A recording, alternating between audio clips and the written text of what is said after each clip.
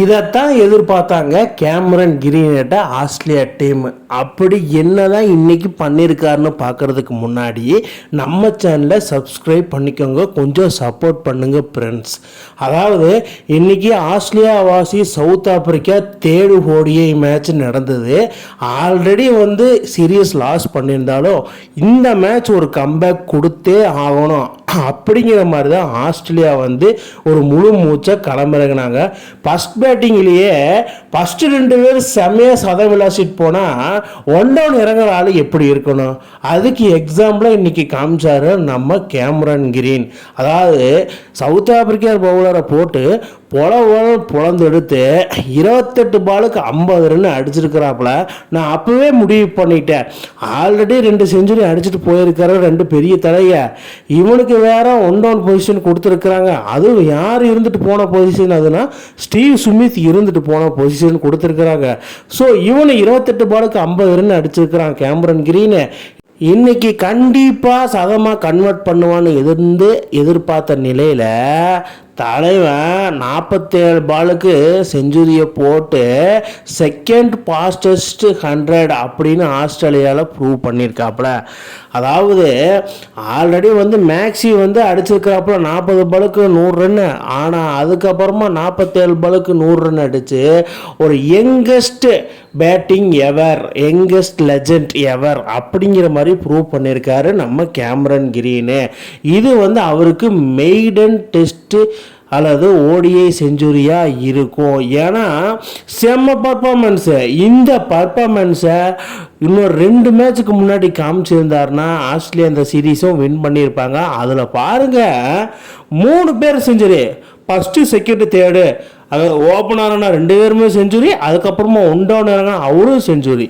என்னடா நடக்குது Australian team? இந்த ஃபார்ம் தான்டா எதிர்பார்த்தாங்க. ஃபஸ்ட்டு ஓடிஐலேயே மிஸ் பண்ணிட்டாங்க 2 ஓடிஐக்கு. இதுதான் ஆஸ்திரேலியா டீமு. டக்குன்னு பிடிச்சி வந்துடுவாங்க மேலே. அதில் ட்ரெவிஸ் ஹெட் 103 பாலுக்கு 142, மிட்டில் மார்ஷ் கேப்டன்சி இன்னிங்ஸ் 106 பாலுக்கு 100 ரன்னும், கேமரன் கிரீன் வருங்க 55 பாலுக்கு 118 ரன்னு. இதில் ட்ரெவிஸ் ஹெட்டும் கேமரன் கிரீனும் செம்மையாக பர்ஃபார்மன்ஸ் பண்ணியிருக்காரா. அவங்களுக்கு உறுதுணையாக நம்ம மிட்டில் மார்ஷ் ஒரு கேப்டன்சி நாக்கு ஆடிருக்கிறாப்புல. இதுதான் ஆஸ்திரேலியா டீம். சடனா மேலே அடிச்சுட்டு போயிடுவாங்க. அவங்க ஏன் வேர்ல்டு கப்பு 6 வச்சிருக்கிறாங்கன்னு இப்போதான் புரியுது. சீரீஸ் எல்லாம் லாஸ் பண்ணுவாங்க, அதெல்லாம் ஒரு பக்கம் இருக்கட்டும்.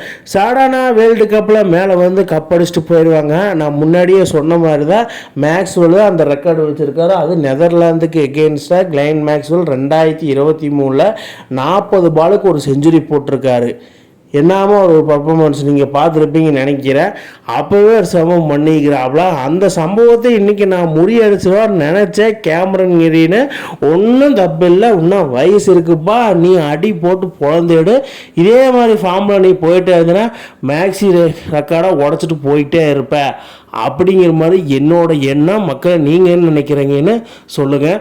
அதே மாதிரி மேக்ஸி அதுக்கப்புறம் கேமரன் கிரீனாக உருவெடுத்து வராரு. ஃபஸ்ட்டு செகண்டு, அதுக்கப்புறமா பாஸ்ட் ஓடிஐ 100 இன் ஆஸ்திரேலியா. அதாவது ஆஸ்திரேலியாவில் பாஸ்ட் ஓடிஐ 100 யாரெல்லாம் அடிச்சிருக்கான்னு பார்க்குறச்ச மேக்ஸ்வெல் நெதர்லாந்துக்கு எங்கடா 2023 செஞ்சுரி ஓட்டிருக்காப்புல. அதுக்கப்புறம் இன்னைக்கு கேமரன் கிரீனு 47 பாலுக்கு சவுத் ஆப்பிரிக்கா கூட 2025 இன்னைக்கு போட்டிருக்காப்புல. அந்த லிஸ்ட்டை நம்ம பார்க்குறோம். அதுக்கப்புறம் மேக்ஸ்வெல் தான் ஒரு ஆல்ரவுண்டர் பர்ஃபார்மன்ஸாக இருந்திருக்கு. இப்போ கேமரன் வளம் வந்துட்டு இருக்காப்புல. மறுபடியும் மேக்ஸ்வெல் 51 பாலுக்கு ஸ்ரீலங்கா கூட 2005 அடிச்சிருக்காரு செஞ்சுரி. அதுக்கப்புறம் ஃபவுல் வால்கனர், அவர் பார்த்தீங்கன்னா ஜேம்ஸ் வால்கனரு அதாவது இந்தியா கூட 2013 தண்ணியாட்டி இருப்பார் அந்த மேட்சை. இன்னுமே எனக்கு ஞாபகம் இருக்குது. அதுக்கப்புறம் ட்ரெவிஸ் ஹெட் 59 பாலுக்கு செஞ்சுரி நியூசிலாந்து கூட 2023. இந்த மாதிரி ஜாம்பவான்ஸுக்கெல்லாம் இருந்தால் ஆனால் அதாவது சீரியஸாக லாஸ் பண்ணிடுறாங்க, பட் வேர்ல்டு கப் வின் பண்ணிடுறாங்க. அதுதான் ஆஸ்திரேலியா கோட்டை ரொம்ப பிடிச்சது. இன்றைக்கி சம்பவக்காரன் லிஸ்ட்டில் இந்த 4 பேர். அதாவது பேட்டிங்கில் நீ சம்பவம் பண்ணலாம் 3 பேர், நான் பவுலிங்கில் நான் அதை விட சம்பவம் பண்ணுவேன். ஒரு 22 வயசான சின்ன பையன் இன்னைக்கு 5 விக்கெட் எடுத்து மேன் ஆஃப் தி மேட்ச் வாங்கிட்டு போயிட்டாப்புல. என்ன ஒரு exemplary performance. Cameron green, மிட்டில் Marsh, Travis head இவங்க 3 பேர் சேர்ந்து பண்ணதை கடைசி 5 நிமிஷம் தான் சூர்யா வந்தான் போட்டு மற்ற 3 பேர்த்த மறந்துட்டாங்கய்யா. அந்த மாதிரி தான் கூப்பர் கொண்டு இன்றைக்கி ஒரு சம்பவம்ட்டா.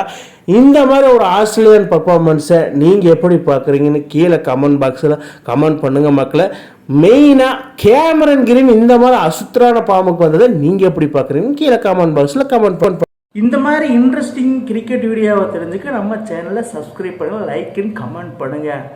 மேலும் மேலும் உங்களுக்கு வீடியோ வந்துகிட்டே இருக்கும்.